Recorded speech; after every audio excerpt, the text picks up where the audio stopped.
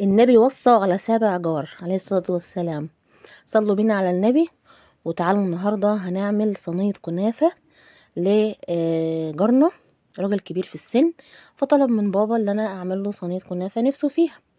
فجاب لي الصراحة هو كل المقادير والصينية وكل حاجة، وقال لبابا بس خليها تعملها لي علشان هو ايه يعني ما بيعرفش يعملها. فتعالوا بقى هنعمل احلى صينية كنافة، سهلة وبسيطة جدا جدا، ما فيهاش اي حاجة. خلاص الكنافة اهي زي ما انتوا شايفين، دي حوالي نص كيلو من الكنافة. هنقطعها كده بايدينا، كده نفكها كده بايدينا واحدة واحدة. ماشي. صلوا بينا على سيدنا محمد. حطي بقى اللايك، اعملي سبسكرايب للقناة، وتعالي كده نشوف خطوات الكنافة. سهلة وبسيطة وحاجة كده بيتي، نظيفة كده وجميلة. بعد بقى ايه، قطعنا الكمية كلها، فككناها اللي معانا دي معايا كوباية سمنة بلدي محترمة متسيحة في الميكروويف. خدنا بس يا دوبك ايه معلقة كده في الصينية عشان هندهن بيها الصينية. هننزل بكوباية السمنة البلدي، بلدي بلدي على فكرة، يعني مش اي يعني. وهنبدأ اللي احنا يعني ايه نبسها كده في كل ال الكنافة بتاعتنا. في ناس بتحمرها على النار، يعني بتسيح السمنة وبتحمر الكنافة على النار تديها اللون الذهبي دي، وبعد كده بتحطها في الصينية. بس انا بعملها بالطريقة دي، طريقة جميلة جدا جدا، وهتخلي معاكي الكنافة زي العسل. خلاص. بعد ما شربنا الكنافة كلها من السمنة البلدي، هنبدأ مع بعض نعمل الصينية. هندهن الصينية زي ما انتوا شايفين كده بالسمنة كده عشان ايه ما تلزقش معانا. خلاص. وهنبدأ بصوا الحشو بقى بتاعي ده فول سوداني، يعني مطحون نص طحنة كده في المطحنة، وعليها معلقتين سكر كبار. ماشي. بتقلبيهم كده في بعض.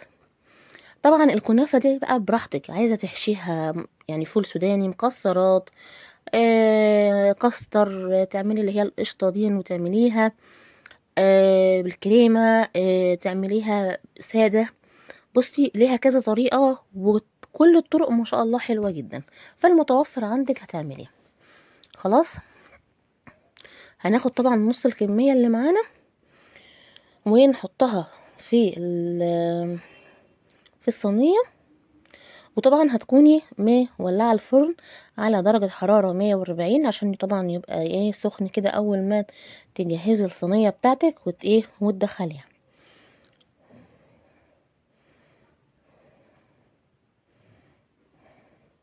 مين بقى لسه ما حطش لايك وما عملش سبسكرايب للقناة؟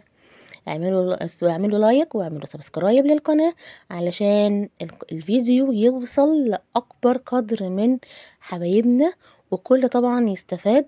دي صينية كنافة اي بنوتة كده ايه، ولا اي واحدة متجوزة جديد بقى ولسه مش عارفة تعمل الكنافة، هتخش تتفرج على الفيديو ده هتقوم تعملها في ثواني. بصوا بقى دي الهرسة بتاعت البطاطس. بضغط بيها كده، بكبس بيها كده الايه الكنافه. لازم هي الكنافه يعني حلاوتها انك تكبسيها كويس علشان لما تستوي وتيجي تقطعيها ما تفكش منك.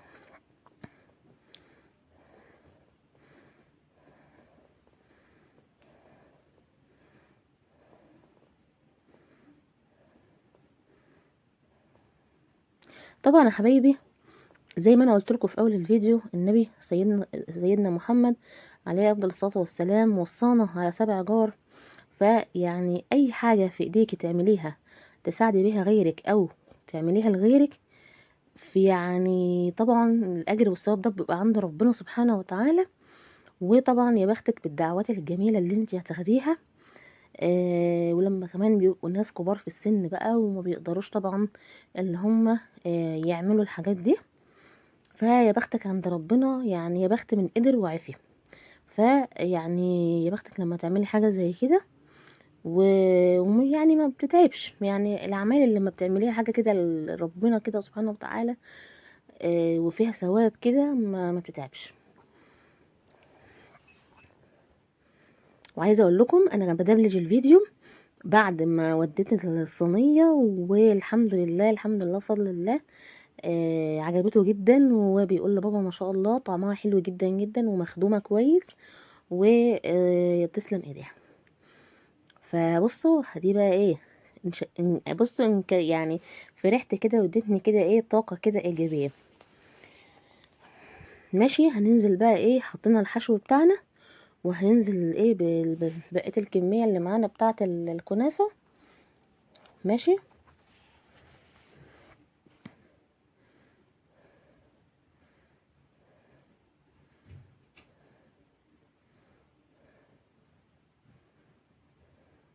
اهو زي ما انتوا شايفين كده.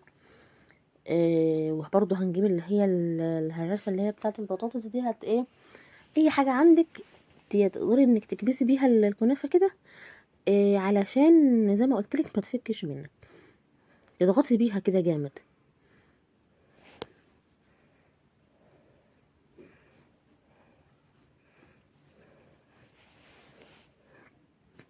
واخباركم بقى ايه في العشرة الاواخر من رمضان بقى، الصلاة بقى والتهجد بقى وطبعا يعني ربنا يا رب يبلغنا كلنا ليلة القدر و... ويحسن ختامتنا بإذن الله.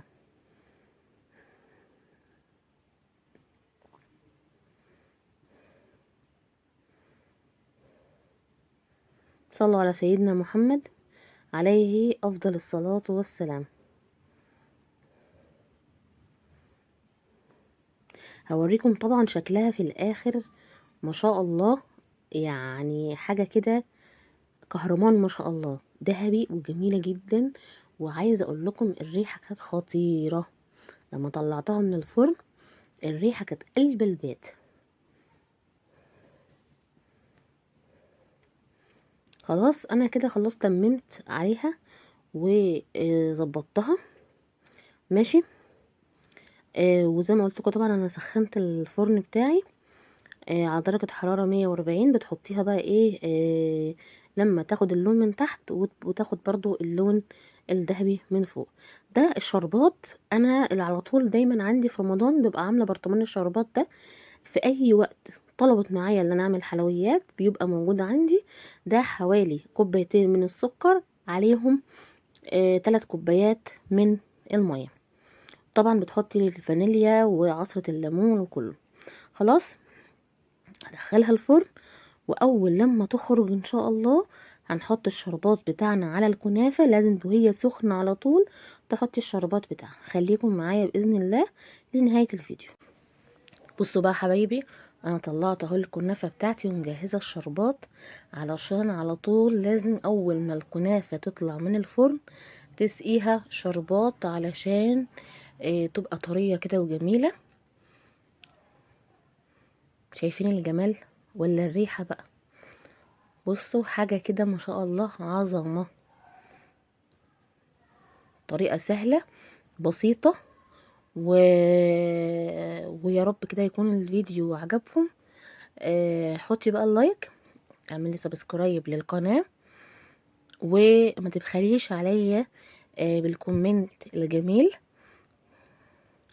وخليكم دايما سبقين بالخير وطالما ربنا مديكم الصحة ما تبخلوش على حد بأي حاجة. يعني اللي يطلب منكم طلب كده تعملوه. يا بختكم عند ربنا. بصوا ما شاء الله الصينية مش لازقة ازاي، يعني تتقلب على طول في الصينية وتتقطع وتبقى مية مية. اسيبكم بقى في رعاية الله وحفظه. حطي اللايك، اعملي سبسكرايب للقناة، واستنوني بقى في فيديو جديد بإذن الله.